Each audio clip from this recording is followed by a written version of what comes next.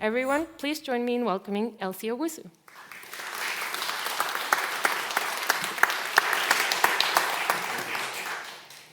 Thank you, Javira. And hello, everyone. It's lovely to be in this gorgeous space. I only discovered it yesterday. I say discovered it, I walked into it yesterday. And it's just, well, I hope you agree. As a conservation architect, I think it's absolutely stunning. So I want to start by paying a tribute to the late mayor of Accra, Natu Amatefio, who was a great architectural historian. He was a writer and an illustrious son of a prominent Jamestown family. He worked in the US and Canada before returning to Ghana as an architect, and he became one of the foremost experts on Jamestown and its buildings. So the knowledge is his, mostly, and I'm really indebted to him, and it was a privilege to have known him. I'm slightly behind on my... Okay, that's Nat, looking very cheerful.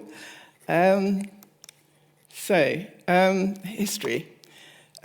James Fort is recognized as an iconic monument. It's listed by UNESCO, and it is known to be, of historical and cultural significance, not only for Accra, but for Ghana and for Africa. It marked the first trading encounters with European so-called adventurers through the period of the transatlantic slave trade, where kidnapped and enslaved Africans were transported to the Americas. And it stood the test of time through the freedom struggles and to independence in the 20th century. The fort once stood on an ancient coastal Ga village of Soko. The land was owned by the Ajumako and Adansi clans, who leased it in 1672 to the Royal African Company. After the Stuart Restoration in 1660, James, Duke of York, brother to another Charles, and later King James II and VII, granted a royal charter for the fort, giving it his name. The fort was built in 1673, and you can see a pristine drawing on the left-hand side, and the rather ragged remains of the contemporary building. So it was the smallest of the capital's three forts and located a short distance away from the Dutch Usher Fort. James II granted a royal charter to the RAC to build the fort and it was named after him.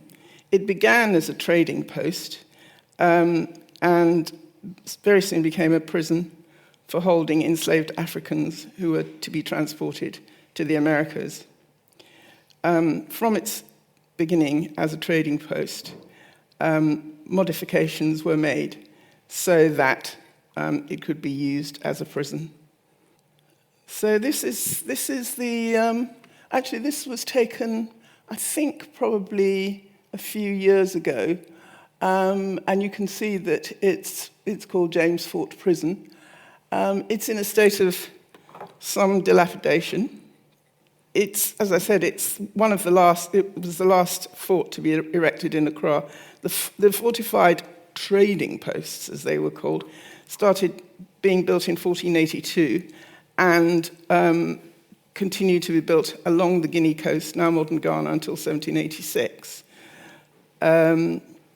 Trade routes were first established by the Portuguese in the era when they were paramount in maritime exploration. And they were on their way. They were on their way to India, they thought, when they stumbled across the wealth of the African coast. So the castles and forts were built by traders from Portugal, from Spain, from Denmark, Sweden, Holland, and Germany and Britain. In fact, there's an amusing little anecdote. I was with my friend Katerina. We were at Christianborg Castle, and she said, "Oh, thank goodness I'm Swedish and we weren't involved in this ghastly trade." And the guide who was with her said, "I think, madam, if you just look at that well over there, you'll probably find that's Swedish." And she said, "Oh, right, okay." So, so it was a pretty universal trade. So the design of the fort, like the castles in other castles in the Gulf of Guinea, was in the form of a large square or rectangle. 4 bastion batteries or towers were located in the corners, while the inner components consist of buildings of 2 or 3 stories. So you can see the old fort, which is, in comparison, quite small to the building that we have now. So, you can probably see where the front entrance is. You see where it says walkway, where it says later expansion. That's where where this is, the front gate. So the fact that the fort is about 8 to 12 meters above sea level makes it defensible from attack. The city of Accra spreads northwards across the plains into the coastal savannah. The topography to the east is marked by ridges and valleys, and to the west there are low plains and broader valleys with round low hills and hillocks and headlands. The Accra plains descend from about 150 meters down to the Gulf of Guinea, and James Fort stands on the site, as I mentioned before, of an ancient Ga village. Yeah, this actually hasn't come out terribly well, but I think you can see the point about the topography and how steep the land is. I've just put in the corner some shackles that the slaves were made to wear. So this is the emblem, coat of arms, of the Royal African Company. So if there's anyone who's got a head for Latin, maybe you could translate the motto for us. It's estimated that the Royal African Company transported more slaves to the Americas during the transatlantic slave trade than any other company. It also dealt in commodities such as ivory, which were primarily sourced from the Gold Coast region. William III rescinded the company's monopoly in 1697 under pressure from Parliament, from the English Parliament, and the RAC consequently went bust in 1708, and their assets were but it limped along till 1752, when the assets were transferred to the newly founded African Company of Merchants, which then traded until 1821. And there are some amazing records which are kept in the British Library, all beautifully written in copperplate. And what the research seems to indicate that James Fort was built with Portland stone. And we just looked at it, and one of the experts said, "Oh, this is Portland stone." And we couldn't quite work out why it would be Portland stone. But as it turns out, they used Portland stone as ballast on the outward journey. And then on the journey to Americas, the stone was replaced with people. So this book, which one of my colleagues found, has beautiful descriptions in copperplate, and you talk about the banality of evil. Some very clever individual spent his working life, working out how much stone ballast you need to replace with how many people. And as it happens, the ships were supposed to be calibrated very carefully as to how many people were allowed to be carried. But quite often the traders overloaded the ships because of the profit that could be made, even if you lost a proportion. So there was a bonus system. If you lost under so many percentage of your human cargo, you were given a bonus. The ship's captain was given a bonus. The ship's doctor was given half the bonus. Yes, these are a bit fuzzy, but so these are a couple of guinea coins, English guinea coins, minted in 1686, with James II over the emblem of the elephant and castle. And here's a diagram which I think many people have seen before, a version of these diagrams. Again, carefully drawn, carefully calibrated. There's a drawing by Johann Moritz, which is a romanticized version, doesn't look as if people are being stacked end to end, which they were. The slave ships were originally large cargo ships, but they were specially converted from the 17th to the 19th century for transporting slaves, and they were known as Guineamen because they trafficked to and from the coast, the Guinea coast. Kwame Nkrumah, who came from a Jamaica and whose people owned the land on which the fort was built, was kidnapped from his village at the age of 13 and transported to America. He was then brought to London, where he was baptized at St. James in Piccadilly and took the name of John Stuart. I just wanted to read an excerpt from his book, Thoughts and Sentiments on the Evil and Wicked Traffic of the Slavery and Commerce of the Slavery and Commerce of Human Beings. So he says, "After I was ordered out, the horrors I soon saw and felt cannot well be described. I saw many of my miserable countrymen chained 2 by 2, some handcuffed, some with their hands tied behind. When a vessel arrived to conduct us away to the ship, it was a most horrible scene. There was nothing to be heard but rattling of chains, smacking of whips, and the groans and cries of our fellow men. Some would not stir from the ground when they were lashed and beaten in the most horrible manner. And when we found ourselves at last taken away, death was more preferable than life. A plan was concerted among us that we might burn and blow up the ship and to perish altogether in the flames. It was common for the dirty, filthy sailors to take African women and lie upon their bodies, but the men were chained and pent up in holes. It was the women and boys who were to burn the ship. Though that was prevented, the discovery was likewise a bloody scene." So this is, and I mentioned the beautifully made documents. So this is an indenture. And I noticed, I think, that the second paragraph is in Arabic script.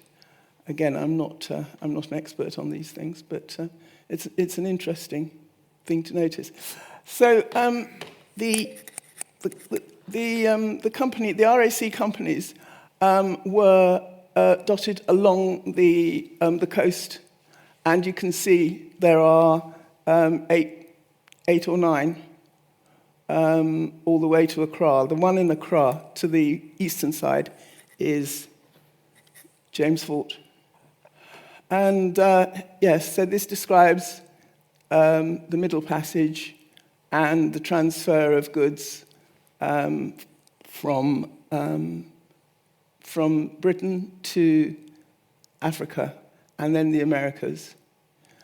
And for those who are interested in, as I say, the banality of evil, it's an extraordinary thing that people went, well, I suppose they had to go to such lengths. And you see on the ship the 50 tons of food for the crew, 25 for the slaves, the amount of drinking water, the main deck partition, the wooden wall with metal spikes to protect the crew in case of revolt from the captives. It's gruesomely interesting, the lengths to which people will go to design something of this type. I suppose not that different from people who would engineers who would design gas chambers. After the abolition of slavery, James Fort became at various points a prison, and it became a prison. It was a prison in the so-called freedom struggle, and I took this photograph. I think this was the cell in which Kwame Nkrumah was held by the colonial authorities on the right-hand side.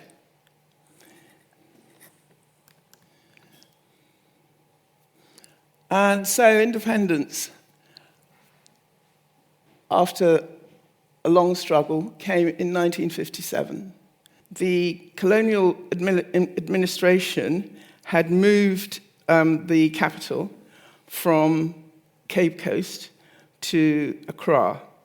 And at this time, Jamestown was actually quite a mixed community. It was a homogenous community of local people, the Gars, the people who came from Nigeria, and the people who migrated from elsewhere in the Gold Coast. But the British authorities decided that they would rather people lived in segregated areas, especially since there was an outbreak of malaria.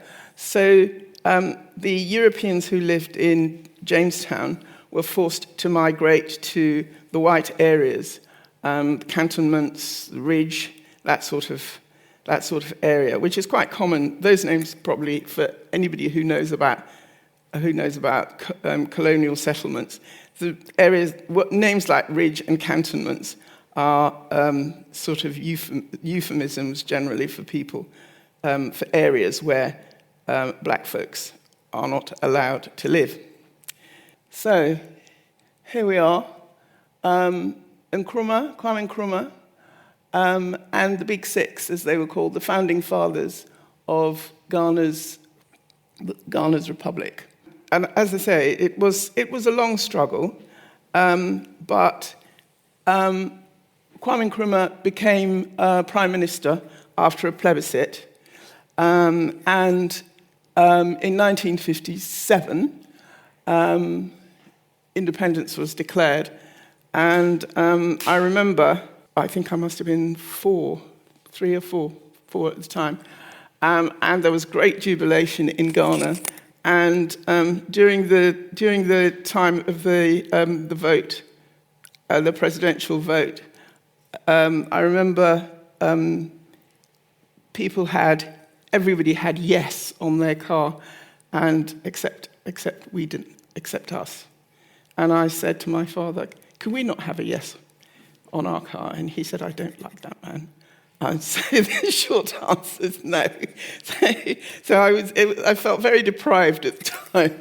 But so there was incredible jubilation. I mean, there was such happiness at the time of independence, and then it seemed as though the days of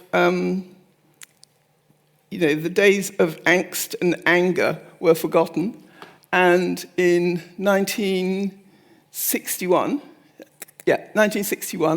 there was a state visit from the Queen. And you can see in this picture that she and Nkrumah seem to be the best of friends.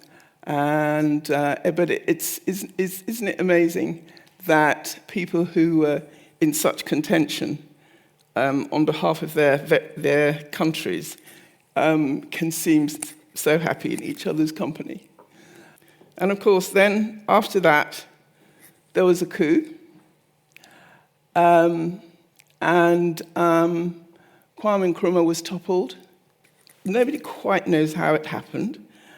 He has effectively become the country's first martyr.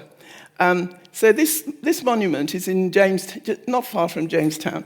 And the Jamestown economy, different from this particular image, the Jamestown economy has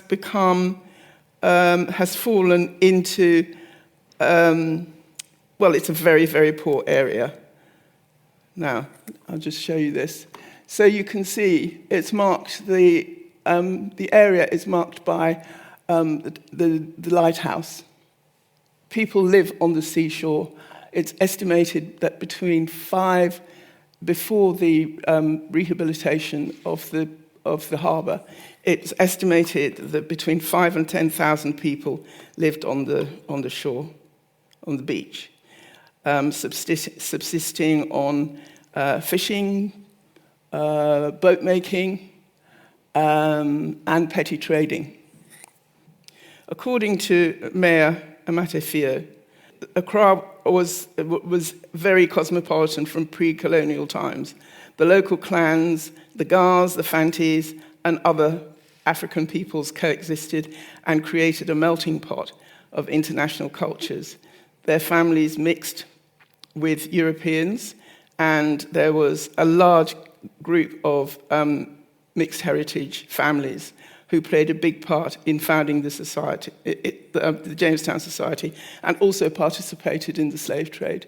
So coming to my involvement with Jamestown, it first started when I was working with young people from the Royal College, and they were going to do a visit to Ghana, and they spotted Jamestown and said, "Oh, what goes on there?" And they were told in no uncertain terms that as a cluster of white students, it was probably not advisable for them to go walking around in Jamestown, especially on their own. And of course, that's the first thing they did. They got themselves down to Jamestown and had a great time. And that taught me a lesson, because I then followed and got talking to people like Mayor Nat, and his family and the chiefs. And my company, Just Ghana, ended up with an office in Jamestown, where I've highlighted it, which is just opposite the fort. So the people of Jamestown, as I say, a very cosmopolitan group. Some returned, and some enslaved people returned. Some were indentured servants transported by the British from Nigeria. And they created a society, a community, which was called Ingeleshi Alata. So the Ingeleshi is obviously English, and Alata implies that they came from a Nigerian kingdom of Alata. So you'll have to check all these facts out, because I'm kind of learning all this as I go along. So and that community was actually a workforce of artisans and skilled labourers.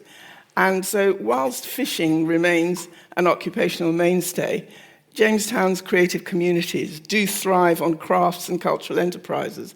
There's bookbinding, there's trunk making, there's shoemaking, there's wood and metal sculpture, and many, many more survive from the area's former capital city role. The community has also produced a very large number of boxers. And the art of self-defense originates from ancient times when people were trained for warfare. So here we have a view from Jamestown, from the lighthouse. And on the right-hand side, you can see the remains of Seaview Hotel, which has now been demolished, but was the first hotel, reputedly, the first hotel in Accra, and shows how wealthy the area was before the port was moved, first to Takoradi and then to Tema. And as I say, it's people subsist on a range of skills, including boat building, and it's a really vibrant community of fisherfolk, and you can see the craft that goes into making the boats. Each of these boats is usually a whole tree trunk hollowed out and beautifully painted, and no end of witticisms. You can see Jesus no lie.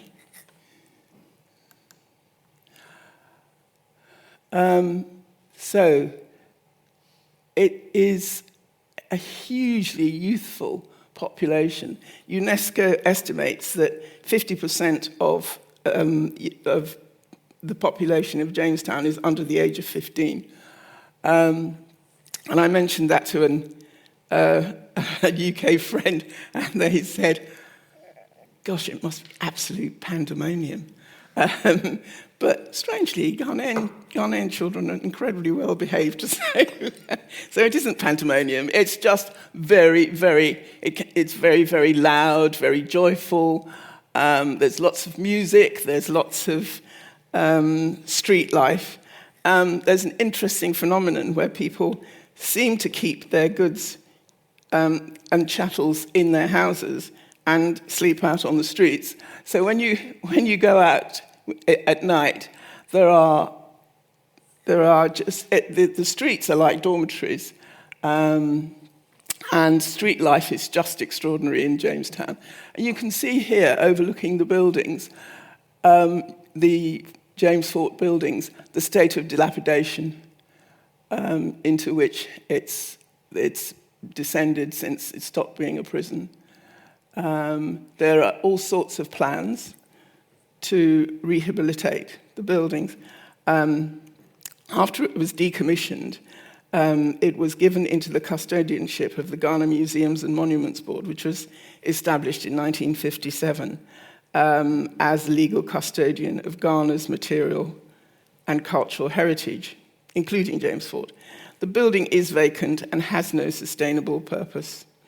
The challenge is to rehabilitate it and identify a suitable source of revenue which will be sustainable, as well as sponsors to provide the funds necessary for rehabilitation. And here you can see the in the front there was an attempt, a good plan to bring water and sanitation to Jamestown, which has never fully materialized, although I think in the 20s it was partially successful. There is also a cenotaph, which you can see in the foreground, and that's associated with, let me see, yes, so where it says Just Ghana Office, the palace, that's an old parade ground.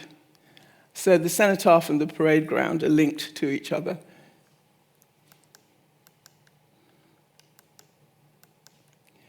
And just looking at the interior of the buildings, you can see the state of dilapidation here. These pictures were taken, the one on the left was taken maybe 3 years ago, and the one on the right was taken recently. You can see here, again, on this stock photograph, the state of dilapidation on what used to be a thriving community. Looking on the right-hand side, you can see the state of dilapidation of the roofs as well. So, as in my view, it's an absolutely disastrous situation where this beautiful and important building is sliding gently into the sea. This these pictures come from a survey which was carried out at the end of last year by an extraordinary conservationist by the name of Emmanuel Banahine. You can see the old buildings and the addition of the new architecture.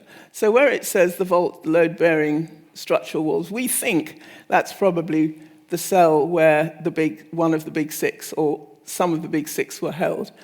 And to me, it seems quite extraordinary that Nkrumah and his colleagues had the resilience to be imprisoned in such conditions and to be able to come out and into the parade ground at Jamestown and hold a massive rally. Here we go. The conditions of the fort, not just the building itself, but the surrounding environment, is not cared for. Jamestown used to be, according to the elders that I've talked to, beautifully kept. Clean streets, very proud people, even though the sanitation wasn't what you might have wished, it was still considered to be the pride of Accra. But you can see the entry gates are corroded, there's litter, and the structure's just in a very poor state. So Ghana Museums and Monuments Board is woefully short of resource, and try as we might, we haven't been able to identify sponsors to help them keep the building in good repair. These conditions are, of course, exacerbated by the close proximity to the sea. The salinity in the air attacks the fabric of the building. The roofing material seems to be disappearing, and this allows water to get into the building and damages the interior. And that, combined with the natural wear and tear of the building, we are really very worried that it's going to be beyond repair. So you can see the ceilings. You can see the reinforcement bars, the rebars in the ceiling. Some of those ceilings are dangerously close to collapse. Broken pipes, missing sanitary fittings, and that's through the entire structure. So the windows have been lost, cracks in the walls, and then vegetation, which is growing through the building as well. The fort is in a terrible state of disrepair, but the government has managed to do a deal with the People's Republic, and Ghana has benefited to the tune of $60 million to build a new fishing harbour, which was completed not too long ago. Now, I mean, I don't begrudge the people of Jamestown. I hope the people of Jamestown do benefit. The fisher folk have been moved away from their original home, and they've been moved up the coast, so I do hope that they benefit from this. But, I mean, I would have thought that of the 60 million, maybe a couple of million could have been put towards James Fort, and to help its dilapidated condition. So this is a typical compound in Jamestown. And you can see that the economic activity is very, very low level, even though there are these hugely talented young people who live there. And such a young person is Serge Clotte, who came from Jamestown and is now a very famous artist.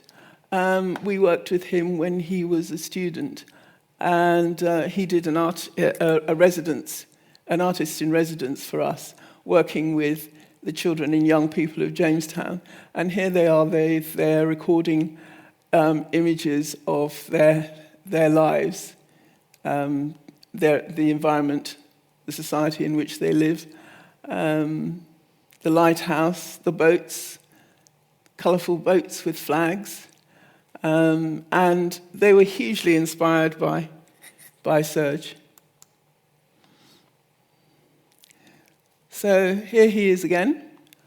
You can see in the bottom left-hand side, the children had a big painting day.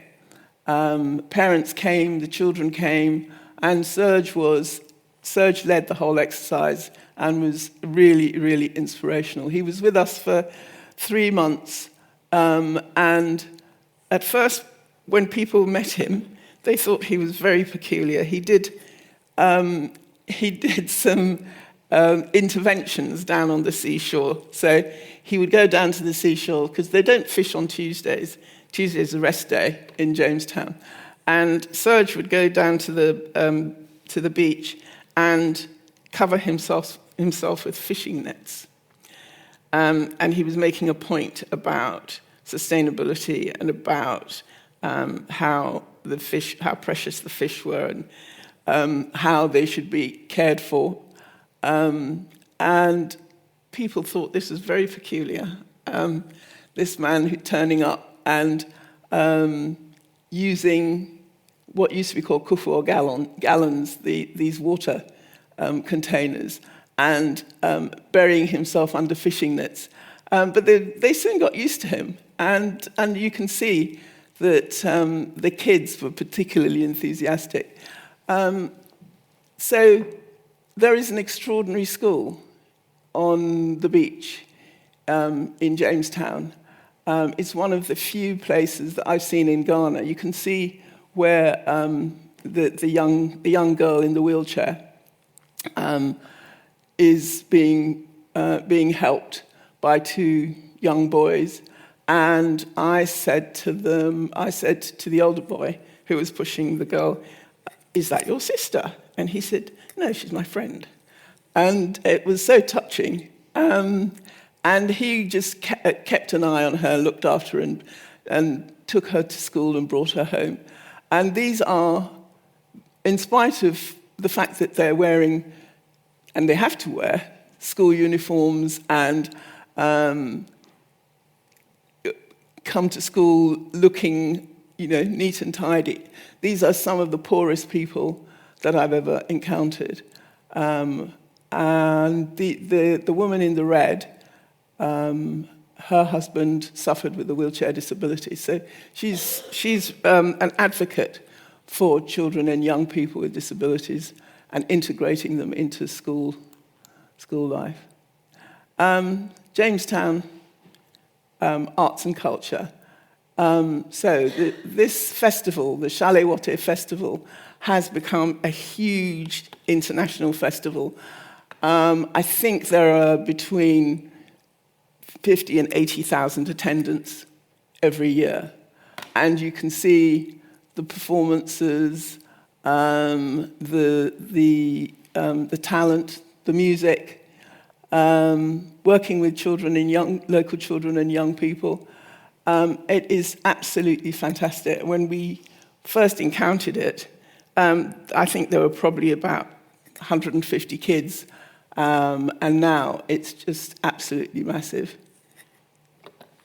So again, this is a sort of testament to the resilience of the people, and particularly the young people of Jamestown. So continuing links with the Commonwealth and the British royal family. So the people of Jamestown are very proud of their links with Britain. So this area is called British Jamestown, and you can see Prince Edward with the paramount chief, Oblempong, Ni Oblempong, and the British High Commissioner, and Paul Boateng, Lord Boateng. it is a continuing connection which people in Jamestown are very proud of. So Jamestown has a traditional council, 11 or 12 members, I'm never quite sure which is tasked with, is the custodian of the culture and traditions of Jamestown. The reason they're wearing red, I think, is because Neo Blempong, who you can see on the right-hand side, had died. There is still not a paramount chief elected, and so there have been disturbances, but I think the cases which have been to court, Ghanaians are incredibly litigious, these court cases can, a bit like John Dice and John Dice, you know, these court cases can go on for years and years and years. So Neo Blempong, who was a lovely man, trained as a dentist in Edinburgh and was known as Dentist Kofi, has not yet been replaced. So, working with children and young people in Jamestown, and being fisherfolk, they and their families are very concerned with the effects of climate change. And so part of what we do with the children is we talk to them about resilience and how climate change affects their lives. They tell us about how climate change affects their lives. And we work with the children and young people, linking them with others, both in Ghana and internationally, to build coalitions and to stimulate participation with other young people. So here we are. There's the man in the middle with the yellow hard hat, used to be a fisherman and has found a new role in life as a construction worker on the new site, the new fishing harbour. Those of you who've been to Jamestown will recognise on the right-hand side, Nice One, who is a tourist, a tour guide, and nobody quite knows why he's called Nice One, but he is Mr. Fix-It. He knows everything about Jamestown. He can find you any number of interesting places to go, lots of lovely people to meet, nice places to eat, places to stay. So so he's a local character. Jamestown's absolutely full of them, and these two children live in the palace, the Mancha Agbona Palace, and are very lively, in spite of looking quite shy here. The reason I've said at the beginning is because they are they're hugely talented and incredibly engaged, and used to come to our workshops. And on the right-hand side, there's a little crowd of us, the Just Ghana posse, standing next to a boat which is just being made. So I just want to show you a film of a Sunday. This is Sunday morning in Jamestown.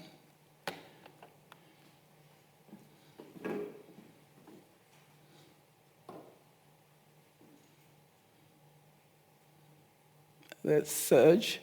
And you can see how many young people there are and how people enjoy living and being part of that community.